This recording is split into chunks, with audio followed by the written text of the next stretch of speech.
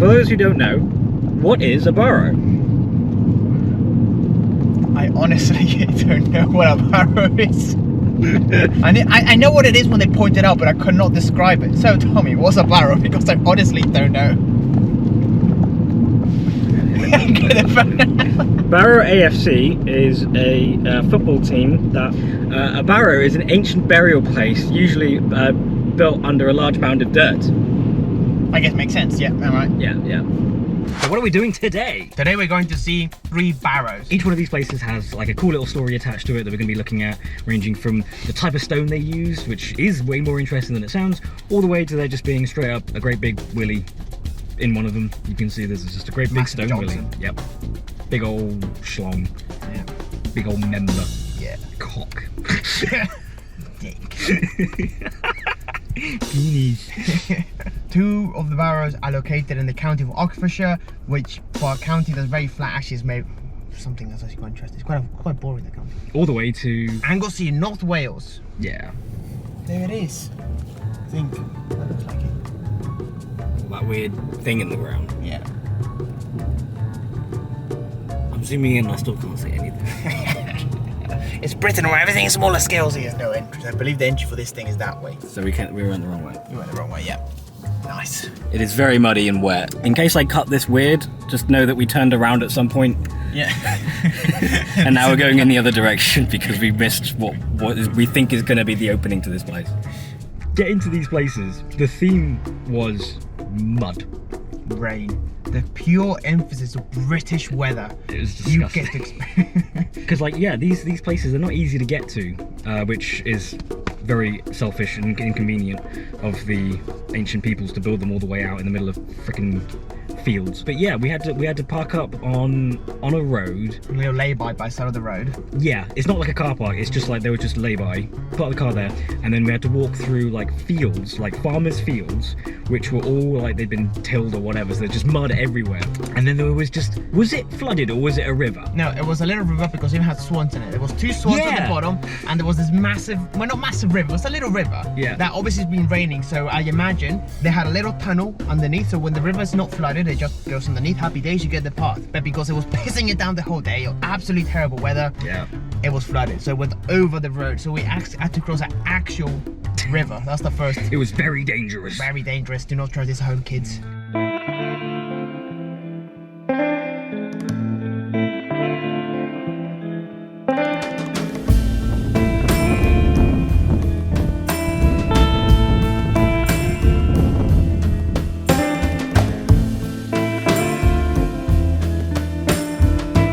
Before we go in there, I'll just show you the chambers that this place had where they found the bones. That's one. That's another one. Oh, focus.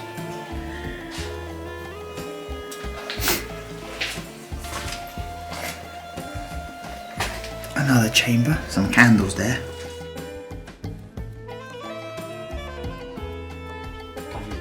I guess it makes sense that we're going to talk Barrow. Makes sense too. Do you think people will come here and have actual rituals or whatever? No, because there's a lot of just flowers and candles placed all over the place. I mean, We had to move the car. So it's really interesting about that first barrow was that, yeah, it just sort of ends, right? Because you can see from the outside, you can see it goes on for like a while, but on the inside you can't go more than a few feet in. yeah. And you explained it's because Well, the Barrow collapsed at some point in the past. It collapsed, and obviously what happened was people go in and a bit collapse, and they go digging and they go exploring to get in there, but they ended up getting trapped, and the rescue team had to come in, and because it's an ancient site, they don't want to risk digging it up and damaging it, so they decided, no, well, let's just fix it up, block it all up, and no one can go further in to see the chambers, because if you look for the drone, it's actually quite a big barrow. It's actually quite big, but yeah, the bit that's open is the safe bit for humans because people can't be trusted, it basically. was interesting because they did like actual modern construction in there. Like there's a little skylight thing, you can see the brickwork and stuff in the wall. It's a bit weird because it is just like, oh, there's new bits in this ancient burial site, but I suppose it is what it is. It was cool. There is something about British very old buildings and barrows and stuff. This stones, have a guess where this stones are from, or where they belong. Do you want to have a guess? Stone. And the same stone used to build Stonehenge. For some reason, the ancient British population were obsessed with those bloody stones from Wales.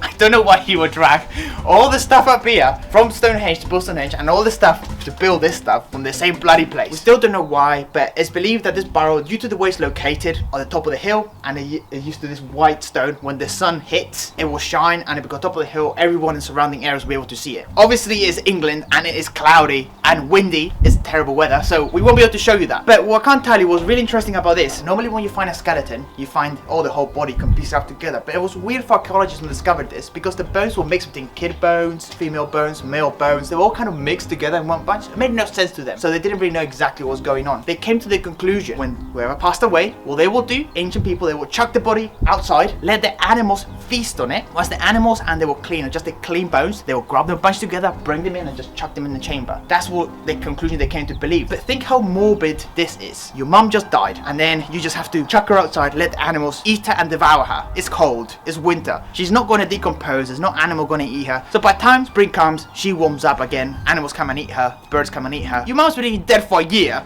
before you have to actually bury her. So you have to just live with this sight that your mum is just there in a hill, decomposing and getting eaten by animals, but not as quick as you wanted to. The whole thing was so messed up.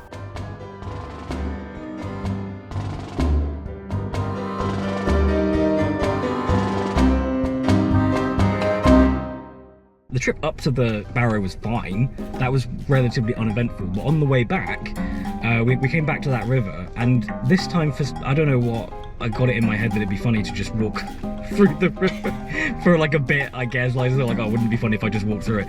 And yeah, it was hilarious. It was really, really funny. We had a good laugh about it, and it was completely worth absolutely soaking my socks all the way through.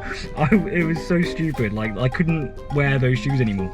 So we get back to the car, and of course you've just got some old hiking boots that you've just left in the car.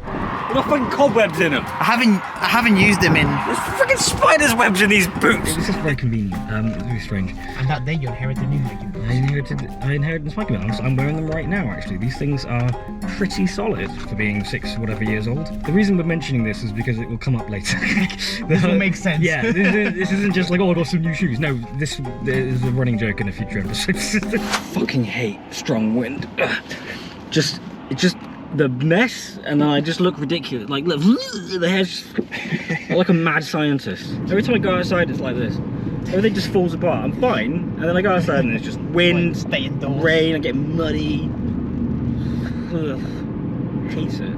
I'm definitely an indoor pet, you know? We then ended up to go and see Waylands Smithy, our second barrow in our journey. But to get to this barrow, the sat-nav took us on an off-road track. It was even worse getting to this one, yeah. That was even terrible. It was steep, it was muddy, and this little bad boy, little Fiesta, going up the hill, spinning all around. We ended up parking in some random field, and we ended up even thinking... Yeah, we were worried we were going to get towed. Yeah, some farmers were going to come and flip it. We didn't park because, like, oh, it's a good place to park. We couldn't go any further because the car was just... We already risked, like, once or twice getting stuck, and we were like, no, let's just walk the rest of the way. Yeah. And, yeah, the route it took us was, like, through a field. Oh, yeah, it was uphill and all kinds of... Yeah. And then it had a massive drench in the middle, so basically had to keep the car kind of balanced. If the wheel went in, let's say we would have been beached there. And I was worried if we would have come back. I don't know if you've seen the video of this farmer just shoving this car, someone else's random car, upside down because he parked in his field. I was worried when I get back, my car's going to be upside down the fucking road somewhere.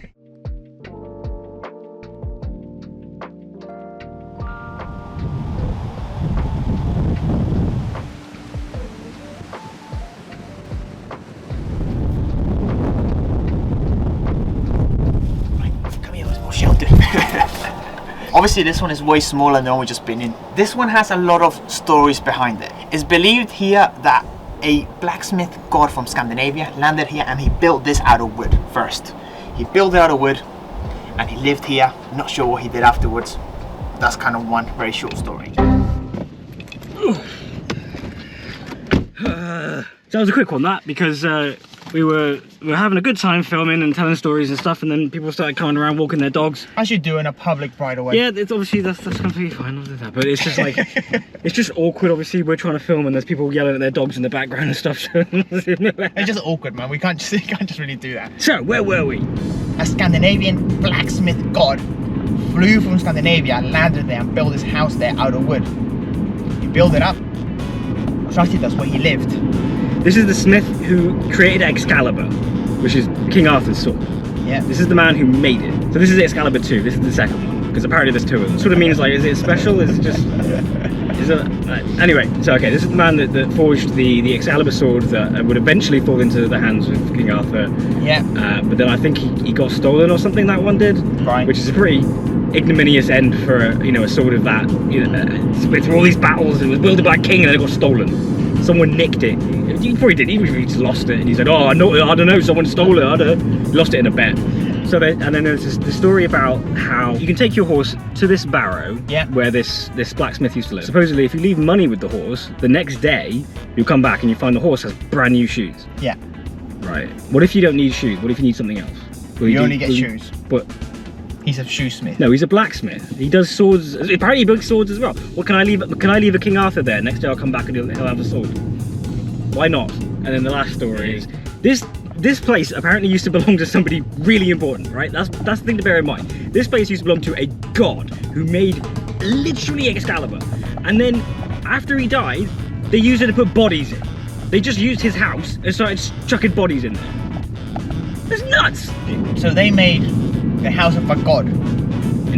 I suppose he accidentally made one like without even really meaning to. People were already making barrows like that, but this guy didn't know because he's been in Scandinavia being Scandinavian. So he comes over to England and he makes his little house underground like that. And then he dies and people come along and they go, oh, a barrow. Thank God. And I've got this body with me, I might as well put it in there. Thank God. Yeah, that must be what happened. He just accidentally imagine accidentally making a house that looks like very dead people. Do you think anyone told him? They were like, oh, nice barrow. And he's like, no, this is my house. What are you talking about? I live here. Oh, this is how we store our dead. Fast forward roughly 2 months, we were filming a new video of Anglesey, North Wales, with all the sites and everything. Finished the Barrow radio, we wanted to see this one. And the reason we wanted to see this one is because it has a very sexual history. Remember, this is a barrow where dead people are buried. Yeah, bear this in mind. This is why this one was interesting. Yeah. For anyone watching these out of sequence, this bit was filmed before the trip to Wales, which we're actually on now, but you're not going to see it then, so yeah. So if you're wondering why suddenly I have a new haircut, that is why. But that was another one where the route to get there is completely wild. There's a big muddy path all the way from the road to, I don't know, halfway there. And I mean muddy. Yeah, it was like we were like hanging onto the fence, like trying to get past because we just didn't want to walk in it. And it's the kind of mud where like you think like, oh, it can't really be that deep, and then you put your foot in it, it just keeps going down. You're like, oh shit. It's deep. And then it just sort of gave way to this gravel path with like big tall hedges either side that seemed very deliberate. Like that's sort of what I expected from the other ones as well, but only for this one apparently.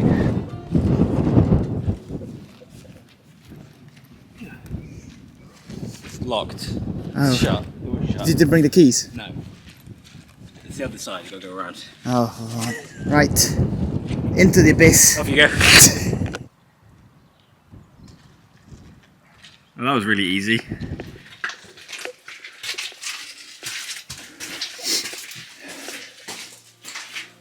Put down. That looks like a penis. People still use this.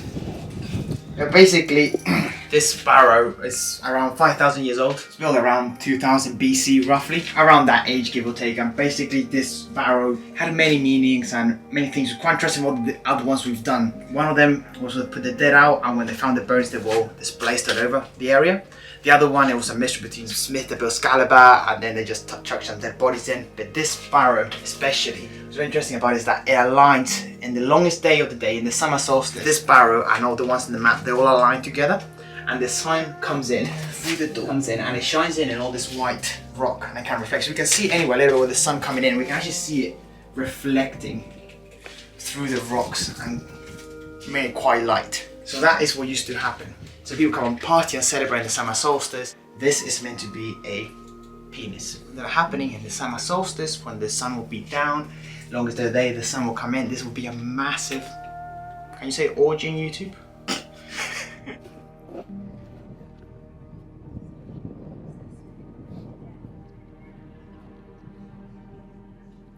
The other ones were like long, right? You go in them and walk. This one was just like a little, It's a little blob. just a little circle, a little mound, and that was it.